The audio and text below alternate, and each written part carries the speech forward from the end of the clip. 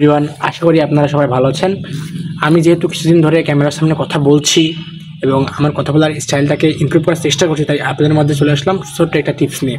So যারা ক্যামেরার সামনে কথা বলার চেষ্টা করতে চাচ্ছেন বা ক্যামেরার সামনে কথা বলতে চাচ্ছেন, তাদের জন্য আমি ছোট্ট কিছু কথা বলবো। আমি খুব ভালো কথা বলতে পারি এমন নয়, আমিও নতুন শুরু করেছি। সো আমি চেষ্টা করছি ডে বাই ডে আমার কথা বলার স্কিলটাকে ক্যামেরার সামনে ইমপ্রুভ করতে। সো আমি আপনাদের কিছু কথা বলবো, সেটা আপনারা মেনটেন করলে হয়তো আপনারাও ডে বাই ডে ইমপ্রুভ করবেন। আমিও চেষ্টা করে যাচ্ছি। সো চলুন কথা বলা যাক। প্রথমত, কারোর কথা বলার স্টাইলটা আপনি কপি করবেন না। যে কেউ এভাবে কথা বলো, আমি সম্পূর্ণ এইভাবে কথা বলবো।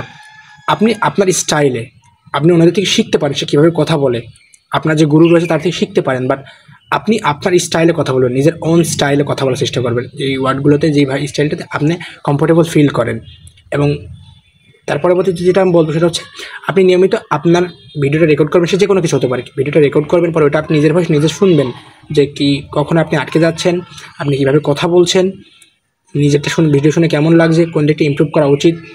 সো নিজের ভয়েস নিজে শুনবেন। আপনার ফোনের সামনে দাঁড়িয়ে আপনি নিজের ভয়েস নিজে রেকর্ড করবেন, নিজের ফোনের দিকে তাকিয়ে কথা বলবেন।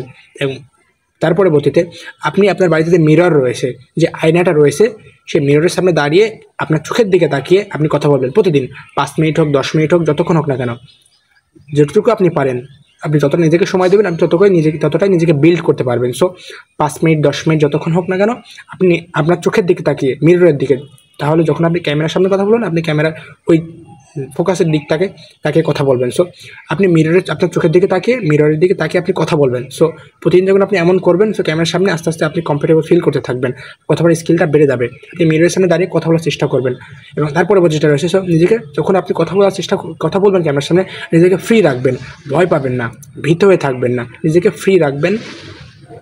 এবং চেষ্টা করবেন যে সব কিছুকে আপনার কন্ট্রোলে রাখতে, যে আপনি স্ট্রেসের মধ্যে রয়েছেন বা আপনি ভীত রয়েছেন, এমন থাকলে আপনি ক্যামেরার সামনে কথা বলতে পারবেন না। খুব বেশি আস্তেও কথা বলবেন না, আবার অনেক ফাস্টও কথা বলবেন না। খুব বেশি আস্তে কথা বলেন, তাহলে মানুষ আপনার কথা খুব শুনবে এমন নয়। কথা নর্মালি বলবেন, আবার অনেক বেশি জোরে বললে কেউ আপনার কথা বুঝতেও পারবে না। নর্মালি যেটা আপনি কথা বলেন, ভাববেন যে আপনার সামনে কেউ দাঁড়িয়ে রয়েছে, এমনভাবে আপনি কথাটা বলবেন যে আপনি যার সাথে কথা বলতে ভালোবাসেন, অথবা আপনার কোনো বন্ধু, অথবা আপনার প্যারেন্টস, আপনার ভালো লাগে এমনকি আপনার সামনে দাঁড়িয়ে রয়েছে, আপনি তাকে কিছু বোঝাচ্ছেন, যে আপনি কথা বলতে ভালো লাগে, তাকে ক্যামেরাটাকে, লেন্সটাকে, সেই পার্সনটা মনে করে আপনি তাকে সেটা বিষয়টা বোঝাচ্ছেন। এবার আপনি ক্যামেরার সামনে শুরু করবেন। প্রথম হয়তো বেঁধে যাবে, অনেকটাই সমস্যা হবে, আমারও এখনও হচ্ছে।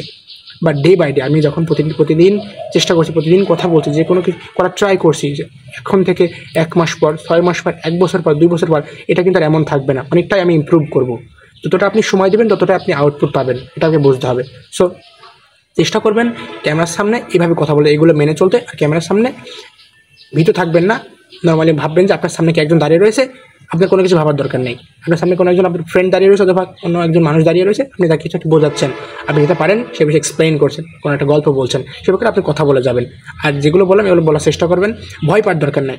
আমিও ভীত থাকি, এখনও ভীত ছিলাম, এখনও আমার ভিতরে ভয় কাজ করে, বা ডে বাই ডে আমি ইমপ্রুভ করছি।